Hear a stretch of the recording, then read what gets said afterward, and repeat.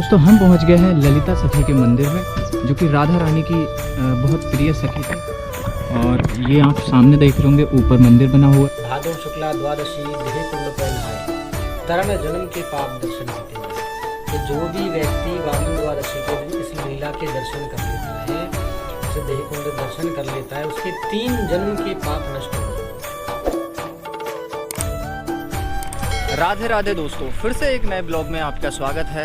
I hope कि आप सभी ठीक होंगे और मैं भी ठीक हूँ। दोस्तों मैं हूँ अभी बरसाने में, और बरसाने के मैं जो राधा रानी की सखी थी, मैं उनके मंदिर जा रहा हूँ। और ये सामने आप देख रहे होंगे मंदिर, तो चलिए चलते हैं।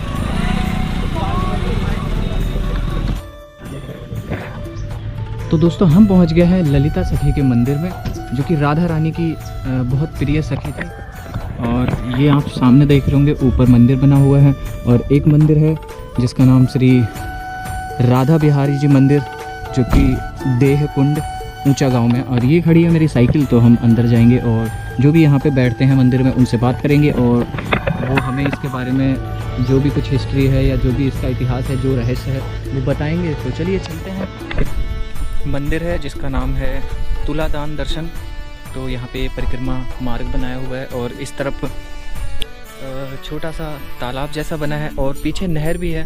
तो कुछ इस तरीके से मंदिर है, और इसका नाम है लक्ष्मी नारायण मंदिर देह कुंड। तो हम यहाँ पे जो पंडित जी हैं उनसे जानते हैं कि यहाँ पे क्या इसका इतिहास है, क्या रहस्य है। तो राधे राधे पंडित जी। तो मैं भारत यात्रा करता हूँ साइकिल से, तो यहाँ आया हूँ, तो मुझे इसके बारे में थोड़ा बहुत बताइए। और जो हमारे दर्शक हैं उन्हें भी पता चले, क्योंकि कुछ दर्शक ऐसे हैं जिनको यहाँ के बारे में नहीं पता है, और वो बरसाने आते हैं और ये 2 किलोमीटर दूर यहाँ के दर्शन नहीं कर पाते हैं। तो देखो प्रभु, जिस स्थान पर आप बैठे हो, ये इस जगह का नाम है ऊंचा गांव जी। ऊंचा गांव, ये गांव ललिता सखी जी का गांव है। ललिता सखी जो है, राधा रानी की जो अष्ट सखियाँ हैं जिनके बारे में सुना हुआ आपने। हाँ हाँ। तो अष्ट सखियों में से जो प्रधान सखी हैं, सबसे प्रिय थी उनकी, और सबसे प्रधान थी ललिता सखी जो है, सबसे प्रिय और प्रधान सखी हैं। उन्हीं का ये गांव है। और ये जो ऊंचा गांव है, ये ठाकुर जी की ससुराल भी कहलाता है। अच्छा। क्योंकि ललिता सखी, देखो ललिता जी राधा रानी से उम्र में तो बड़ी है ही है। हाँ जी। साथ में उनकी गुरु भी कहलाती हैं। हाँ, गुरु हैं, सभी बातें उनको सिखाई एक पेरेंट्स की तरह। हाँ। और राधा रानी से पहले ही ललिता जी का विवाह ठाकुर जी के संग हो चुका है। अच्छा जी बिल्कुल। ठाकुर जी का ललिता जी का विवाह, ये जो लीला होती है, ये वामन द्वादशी के दिन लीला होती है। वामन द्वादशी आती है, राधा अष्टमी का नाम आपने सुना होगा। राधा अष्टमी के 3 दिन बाद, हाँ हाँ, जिसको कहा जाता है वामन द्वादशी। उस दिन वामन द्वादशी के दिन भगवान यहाँ लीला कर रहे थे। इसी गांव के आगे थोड़ा सा, गांव के कोने पर सखीगिरी पर्वत है जी। ये जो लीला है, ये 4 भागों में बटी हुई है जी।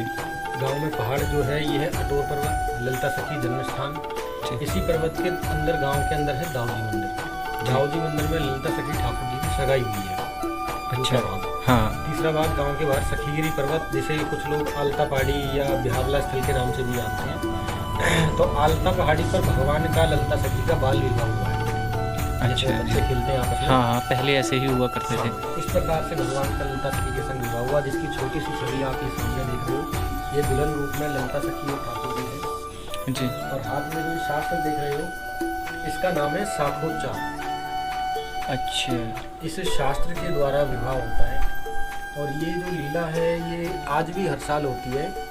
वामन द्वादशी के दिन नंद गांव से यहाँ सुबह 8 बजे बारात आएगी, 11 बजे तक रास होगा, गोद भराई होगी, फिर 12 बजे वहाँ फेरे होते हैं। इससे लीला में जो है ब्राह्मण स्वरूप जो होते हैं, वो ठाकुर जी ने सेवा हमें दे रखी है। ललिता जी के हम पुरोहित हैं जी जी। तो संपूर्ण ब्रज में ललिता जी ठाकुर जी का जो विवाह होता है, उसको हम ही पढ़ते हैं। तो भगवान का जब विवाह हुआ, विवाह के बाद इस स्थल से उनकी विदाई होने लगी जी। देह कुंड लक्ष्मी नारायण मंदिर, इसे नारद कुटी के नाम से भी जाना जाता है। तो उस समय नारद मुनि यहाँ सेवा में थे। तो नारद मुनि किसकी सेवा करते हैं? नारायण नारायण करते हैं। बीच में है लक्ष्मी नारायण भगवान जी। इधर भगवान बाल स्वरूप दूल्हे स्वरूप में है जी। तो नारद मुनि से भगवान ने कहा कि प्रभु, विवाह दक्षिणा में जो चाहिए मांग लो। वह कौन हो गया? दक्षिणा ब्राह्मण दीवारी, कहेंगे जो चाहिए मांग लो। तो नारद जी कहने लगे, प्रभु आप कोई साधारण व्यक्ति नहीं हो, ब्रह्मांड के स्वामी हो। तो पूरे ब्रह्मांड में जो सबसे प्रिय है, वह मुझे अर्पण कर दो। और डायरेक्ट तो उनसे राधा रानी मांग नहीं सकते। ये तो संकट में डाल दिया। संकट में डाल दिया। तो भगवान कृष्ण कहने लगे देखो सबसे प्रिय तो मेरी राधा रानी है। अब भगवान ने जब कहा है तो देना पड़ेगा। तो भगवान ने यहाँ राधा रानी को नारद जी को समर्पण कर दिया जी। जब देह का दान किया है भगवान ने राधा रानी का शरीर का देह का दान किया, तब से इस जगह का नाम देह कुंड है। अच्छा। अब कहने लगे वापस कैसे पाऊँ? फिर राधा रानी को दान तो दे दिया लेकिन उनको वापस पाना भी जरूरी है। तो अब कहने लगे प्रभु दान दे दिया वापस नहीं ले सकता। तो राधा रानी भगवान को उत्तर दे रही हैं और इनको धन चाहिए बावन के घर केवल इच्छा। तो जब हम किसी को दक्षिणा अर्पण करेंगे ब्राह्मण को, उसके बदले ब्राह्मण देव आशीर्वाद देते हैं। उस आशीर्वाद स्वरूप में मुझे वापस मांग लो। भगवान प्रसन्न है। तब भगवान ने प्रसन्न होकर के ये तुलादान किया। उधर राधा रानी विराजमान, इधर ठाकुर जी तोल रही। राधा रानी के बराबर ही स्वर्ण तोल के नारद जी को अर्पण किया भगवान ने। राधा रानी को वापस प्राप्त किया। तब इस लीला को, इस जगह को, ऊंचा गांव को 3 वरदान दिए भगवान ने। भादो शुक्ला द्वादशी देह कुंड पर नहाए, तरण जन्म के पाप दर्शन होते जाए। कि जो भी व्यक्ति वामन द्वादशी के दिन इस लीला के दर्शन कर लेता है, इसे देह कुंड दर्शन कर लेता है, उसके 3 जन्म के पाप नष्ट हो जाते। अच्छा। उसी दिन इस कुंड का नहान होता है। नहान से यानी स्नान मात्र से शरीर के जो रोग हैं वह समाप्त हो जाते हैं।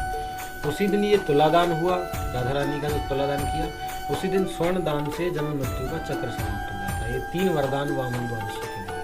तो ठाकुर जी कृपा करे तो उस समय पधारो और स्वयं इस लीला को देखो।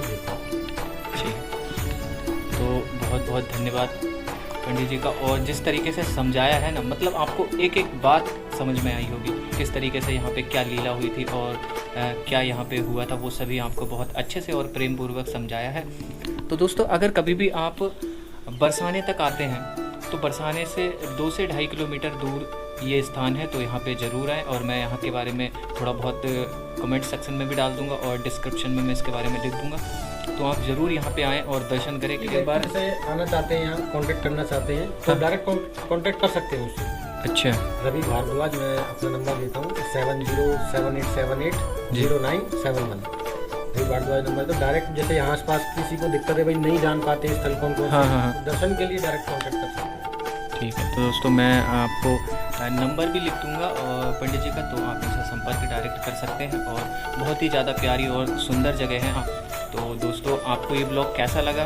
अगर आपको ये वीडियो अच्छी लगी हो तो वीडियो को लाइक कर देना और कमेंट करके ज़रूर बताना कि जो मैंने आपको जानकारी दी है वो आपको कैसी लगी है। और चैनल को सब्सक्राइब करना बिल्कुल भी मत भूलना।